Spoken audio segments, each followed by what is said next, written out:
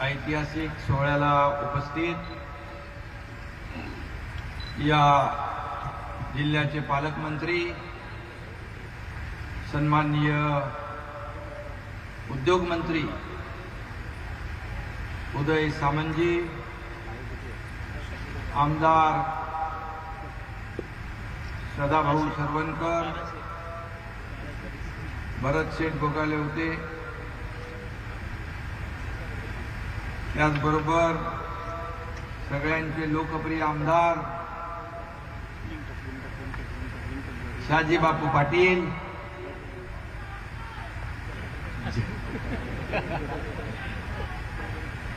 आमदार योगेश कदम, माजी आमदार सदानंद चव्हाण, जिल्हा प्रमुख शशिकांत चव्हाण, राहुल पंडित आणि किरण भैया सामंत, व्यासपीठावरील सर्व सन्माननीय पदाधिकारी, मान्यवर आणि उपस्थित बांधव भगिनी आणि पत्रकार मित्रांनो, मी आधी सगळ्यात तुम्हाला मनापासून धन्यवाद देतो. एक भगवं वादळ समोर दिसतंय. एक महासागराची लाट या ठिकाणी आलेली आपण पाहतोय. जिकडे पाहावं तिकडे माणसंच माणसं, सगळ्या रस्त्यांवर माणसं. इथे आलो तिकडे सगळे रस्ते जाम. समोर एवढ्या प्रचंड संख्येने आपण आज उपस्थित झालात. खरं म्हणजे मी तुम्हाला मनापासून धन्यवाद देतो, आपलं अभिनंदन करतो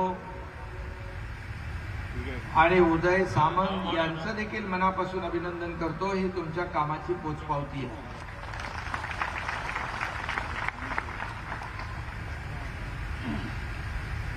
एक समाधान आहे, आनंद आहे.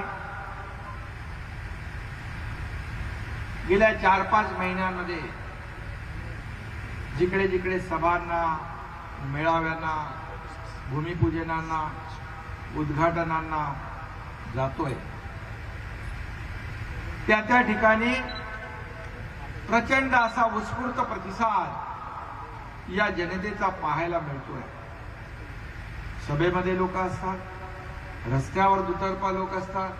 आजही आपण पाहिलं, रस्त्याच्या दुतर्फा अगदी मुलांपासून, तरुणांपासून, वयोवृद्धांपर्यंत कोणी रस्त्यात उभा आहे, कोणी गच्चीत उभा आहे, कोणी बाल्कनीत उभा आहे, कोणी घराच्या दरवाजात उभा आहे. एक आगळं वेगळं प्रेम या ठिकाणी पाहायला मिळतं. एक आपुलकीची भावना प्रत्येकाच्या चेहऱ्यावर पाहायला मिळते. त्यांचे चेहरे बरंच काही सांगून जातात. नाही तर कुणाला काय पडले, कोण मंत्री आला, मुख्यमंत्री आला, आपल्या आपल्या कामामध्ये आजकालच्या जमान्यात सगळे व्यस्त असतात. परंतु हे चित्र पाहून एक समाधान वाटते. आपण जो घेतलेला निर्णय आहे तो योग्य आहे, याचीच पोच पावती तुम्ही आज दिलेली आहे.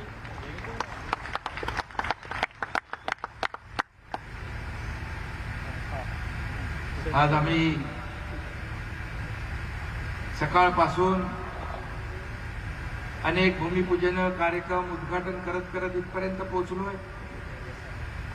कोकणच्या भूमीमध्ये आम्ही आलोय. निसर्गानं भरभरून कोकणाला दिले. अगदी कोकणापुढं कॅलिफोर्निया फिका पडेल असं कोकणाचं समृद्ध वैभव आहे.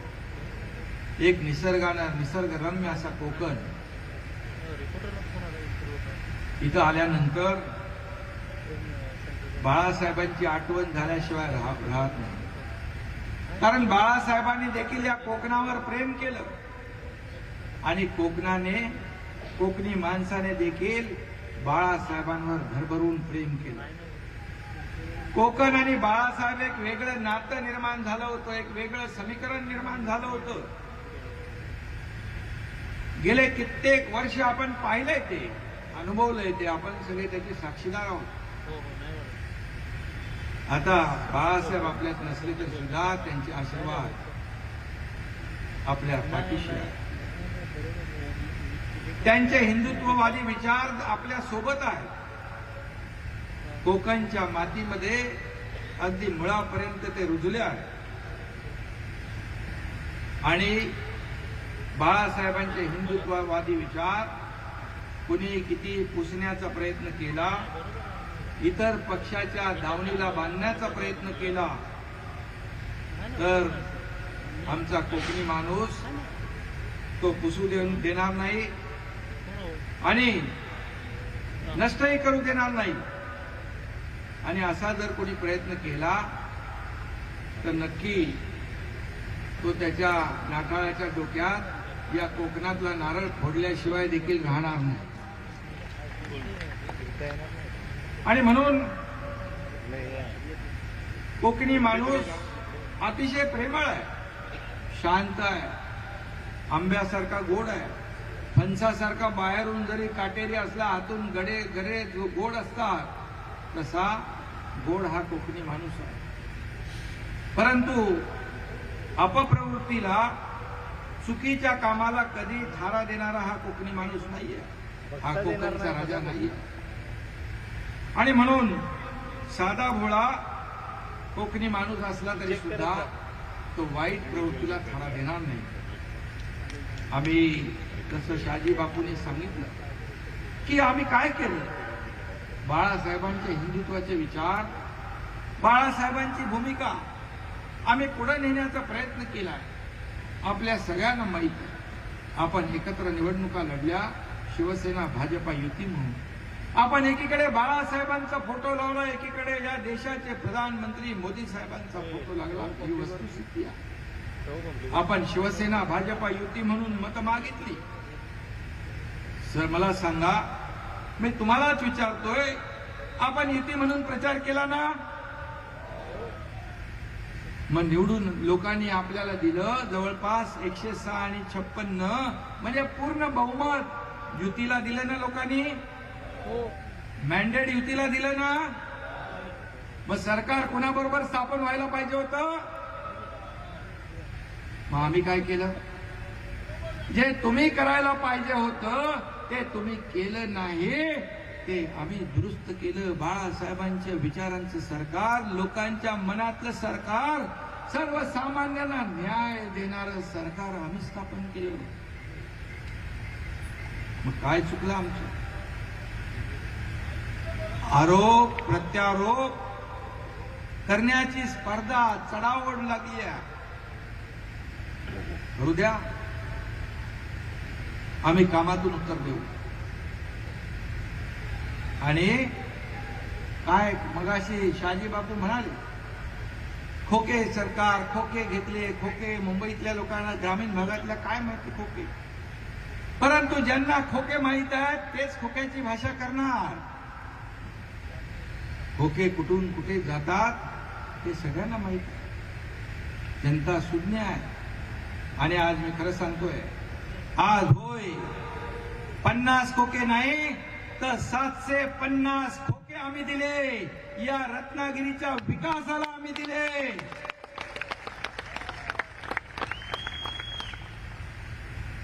आम्ही घरी खोके ठेवणारे नाही, आम्ही घेणारे नाही, आम्ही देणारे आहोत. ही बाळासाहेबांची शिकवण, धर्मवीर आनंद दिघे साहेबांची शिकवण, या दोन्ही हाताने देण्याची शिकवण आम्ही आत्मसात केलेली आहे. याचे साक्षीदार सगळे आहेत. मी कुणाचं नाव घेणार नाही. परंतु ज्या 4-5 महिन्यामध्ये सरकार स्थापन झाल्यानंतर जे निर्णय आम्ही घेतले, हे निर्णय घेण्याचं धाडस आम्ही दाखवलं. मी आणि सुरुवातीला देवेंद्रजी दोघंच कॅबिनेटमध्ये होतो, दोघांनी शपथ घेतली होती. परंतु जे निर्णय घेण्याची आम्ही प्रक्रिया सुरू केली, जे धाडस आम्ही दाखवलं, पेट्रोल डिझेलचे दर असू द्या, भाव कमी करण्याचा निर्णय, शेतकऱ्यांना नुकसान भरपाई देण्याचा निर्णय, सगळे एनडीआरएफचे निर्णय, नियम आम्ही सगळे बाजूला ठेवले. जिथे 2.5, 3, 4 हजार कोटी द्यावे लागले असते तिथे 7,000, 8,000 कोटीचं वाटप सुरू झालं. नियमात बसत नव्हते ते आम्ही निर्णय घेतले. 2 हेक्टरचा निर्णय 3 हेक्टर पर्यंत गेला. एनडीआरएफच्या दुप्पट दिले. सततच्या पावसामुळे होणारं नुकसान हे आम्ही देण्याचा प्रयत्न करतोय. भूविकास बँकेचे 964 कोटी शेतकऱ्यांचे आम्ही माफ केले. जे तुम्ही निर्णय घेतले होते 50 जे रेग्युलर कर्जफेड करणाऱ्यांना इन्सेंटिव्ह देण्याचं 50,000 रुपयापर्यंत, तो निर्णय तुम्ही अंमलबजावणी नाही केली, ते आमच्या सरकारने केले. एका दिवसात 6,90,000 शेतकऱ्यांच्या खात्यात 2,500 कोटी रुपये एका क्लिकवर, एका बटनवर जमा झाले. हे सरकारचं काम आहे. सर्वसामान्य माणसाला न्याय देणारं हे सरकार आहे. 75 वर्षाच्या ज्येष्ठांना या एसटी सवलत मोफत प्रवास दिला. 2 कोटीपेक्षा जास्तीच्या ज्येष्ठांनी त्याचा लाभ घेतला. यामध्ये 75,000 नोकऱ्या देण्याचा आम्ही निर्णय घेतला. कधी नव्हता ती प्रक्रिया आम्ही सुरू केली. जाहीर कार्यक्रमामध्ये नियुक्त्या देण्याचं, वाटप प्रमाणपत्र म्हणजे नोकऱ्या देण्याचं आम्ही काम सुरू केलं. स्किल डेव्हलपमेंटच्या माध्यमातून जवळपास 1.25 लोकांना आपण नोकऱ्या देतोय. काल परवा उदय सामंत यांच्या विभागामध्ये 70,000 कोटीचे निर्णय आपण घेतले. इन्व्हेस्टमेंटचे MOU साईन केले.